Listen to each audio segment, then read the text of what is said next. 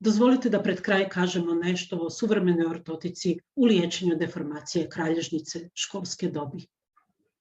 U svakom slučaju suvremeno liječenje uključuje brojne članove u multidisciplinarni tim okupljene oko pojedinog pacijenta i pred sve članove tima daje različite izbore. Prema Stuartu Weinsteinu, prvom autoru BRACED studije koja je 2013. neupitno dokazala djelotvornost korektivnih ortoza za kralježnicu, bez obzira što radimo, ako se bavimo liječenjem deformacija kralježnice, moramo mijenjati prirodni tijek bolesti. Što se uopće smatra uspjehom liječenja ove problematike? Prema Sossortovom konsenzusu iz 2006. vidimo da Cobbov kut i njegova redukcija više nisu zlatni standard u procjeni učinkovitosti liječenja. Dapače, prvim ciljem usuglašeno je izbjegavanje operativnog zahvata, dakle spondilodeze, te pojedinom pacijentu postizanje individualno prihvatljive estetike trupa, te što manji utjecaj na kvalitetu života u kasnijoj dobi. Kao i u brojnim drugim granama medicine, 10 godina, nešto više od 1 desetljeća dovoljno je za stubokom promijeniti naše shvaćanje i pristup liječenju pojedine bolesti. Na primjer, još 2010. smatralo se da su korektivne ortoze upitne djelotvornosti, ali da im nema alternative do potencijalnog operativnog zahvata. Dok je upravo BRACED studija u rujnu 2013. godine dokazala njihovu neupitnu učinkovitost. Sve više se u fokus cijelog tima stavlja pacijent, njegovo ne samo fizičko, nego i psihološko stanje, te liječenje postaje pacijentocentrično, jer suradljivost pacijenta dokazano igra veliku ulogu u uspjehu liječenja. Jedna insajderska informacija, kroz nekoliko tjedana u European Spine Journalu izaći će nova klasifikacija ortoza prema Sossortu, ali u suradnji brojnih drugih stručnih udruženja na kojoj je sudjelovao i naš tim iz Kuće zdravlja.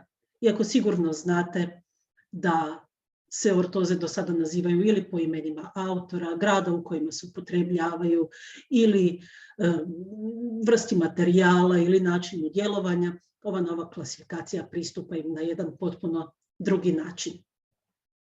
Prije godinu i pol udruge pacijenata na krilima ovog pokreta, naročito u Sjedinjenim Američkim Državama, zamolile su stručna udruženja, SRS i Sossort i brojna druga, da se radi stigmatizirajućeg učinka prestane koristiti riječ deformacija, te nakon duljeg razmatranja stručna udruženja odlučila se koristiti novi termin, a to su strukturne promjene kralježnice.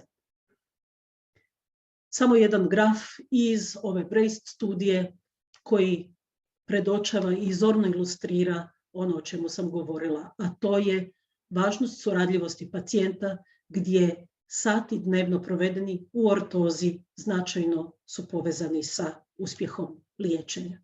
Budući radimo s djecom i adolescentima koji su i u psihološki vulnerabilnoj dobi, moramo naći načine kako da cijeli proces u koji smo uključeni, bilo od probira, dijagnostike, propisivanja ili izrade ortoza, te njihove kontrole, kako možemo učiniti što manje stresnim za naše pacijente. Tako suvremeni postulati uključuju korekciju trupa u sve 3 ravnine, znači ne samo za frontalno i utjecaj na Cobbov kut u frontalnoj kod skolioza ili u sagitalnoj kod kifoza, nego moramo uzeti u obzir sve 3 ravnine. A izrađene i aplicirane ortoze moraju što manje djelovati na fizičke ili negativne psihičke posljedice kod pacijenata. Dapače, cijeli ovaj proces i svi članovi multidisciplinarnog tima trebaju nastojati pozitivno utjecati na suradljivost i motivaciju pacijenata, tako da liječenje postaje pacijentocentrično.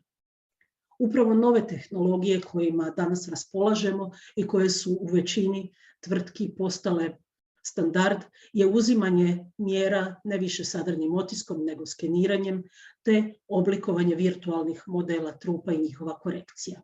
Ono u čemu smo mi u Kući zdravlja naročito daleko otišli usporedbi s kolegama u Europi, pa čak i u svijetu, je da u potpunosti izbjegavamo izradu fizičku pozitiva trupa, modela trupa, nego u jednom virtualnom okruženju se ortoze računalno projektiraju i direktno šalju na proces 3D printanja. Ova tehnologija je zelena, imamo veliku redukciju količine otpada u procesu proizvodnje. Ovaj 3D printer koji vidite na svom ekranu je projektiran i sastavljen u kući zdravlja jer je jedino on bio dovoljno točan, pouzdan i velik za ono što nama treba za proizvodnju korektivnih ortoza za kralježnicu.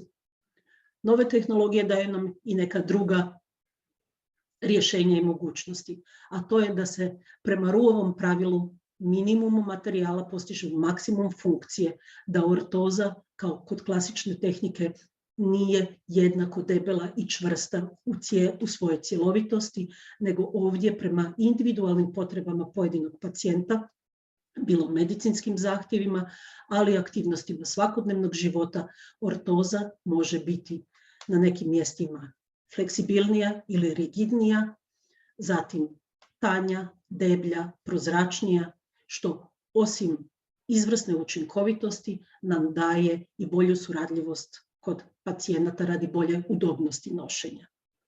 SOSORT je prije nekoliko godina propisao uvjete koji su potrebni da bi netko od medicinara se bavio propisivanjem ili kontrolom pacijenata sa strukturnim promjenama kralježnice ili ortopedska tehnika koja se njihovom izradom i aplikacijom bavi. Tim postulatima pridržavali smo se i kod izrade SOSORT-ovog konsenzusa o ortotici. To su brojke do 450 ili iznad 450 ortoza za propisivanja ili aplikacije ortoza kroz godinu. Tako da se sve više koncentrira znanje, formiraju centri izvrsnosti i kolege koji nemaju velikog iskustva mogu se zbog suvremenih tehnologija osloniti na znanje i suradnju s kolegama koji to iskustvo imaju. Na primjer, ovdje vidimo pacijenticu iz Indonezije koja nosi ortozu izrađenu u kući zdravlja, a mi ju nikada nismo fizički vidjeli. Tako da nam ove suvremene tehnologije daju mogućnost intenzivne međunarodne suradnje i razmjene znanja i iskustava. Ovdje vidimo neke ortoze, na primjer, za kifozu, za kokošja prsa ili za skoliozu. Što je ovim ortozama zajedničko, osim što vidimo da su vrlo različite? Bavimo se djecom i adolescentima koji su u intenzivnom zamahu rasta. Tako da ne samo ako imamo različite RTG ili različitu kazuistiku u podlozi, znamo da je moguće da kod pojedine osobe, kod pojedinog pacijenta u nekoliko mjeseci može doći do velikih anatomskih promjena. Prema tome, što nam čini što je zajednički nazivnik svim ovim pacijentima i ortozama, bez obzira na njihovu različitost. To je upravo potreba za individualnim pristupom, apsolutnom individualizacijom od probira, dijagnostike, pregleda, propisivanja do procesa izrade ortoze, koje uključuje uzimanje mjere, probu, aplikaciju, kontrole i prilagodbe. Znači ne samo prilagodbu procesa, nego i ritma, kontrola ili potrebnih prilagodbi. Kako sam već naglasila, zbog pacijentocentričnog liječenja i potrebe podizanja suradljivosti, cijeli ovaj proces koji radi se o dugotrajnom liječenju, obavezno nam je koristiti za pozitivan utjecaj na motivaciju i suradljivost pacijenata. Isto tako, naši pacijenti sve više traže informacije na webu, društvenim mrežama o svom stanju ili liječenju, tako da je naša obaveza kao struke učiniti dostupnim i na pacijentu razumljiv način sadržaje koji su znanstveno utemeljeni, tako da ih oni mogu pročitati. Pritom treba imati još jednom na umu individualno procijenjen cilj liječenja i pritome prilagoditi suradnju svih članova multidisciplinarnog tima.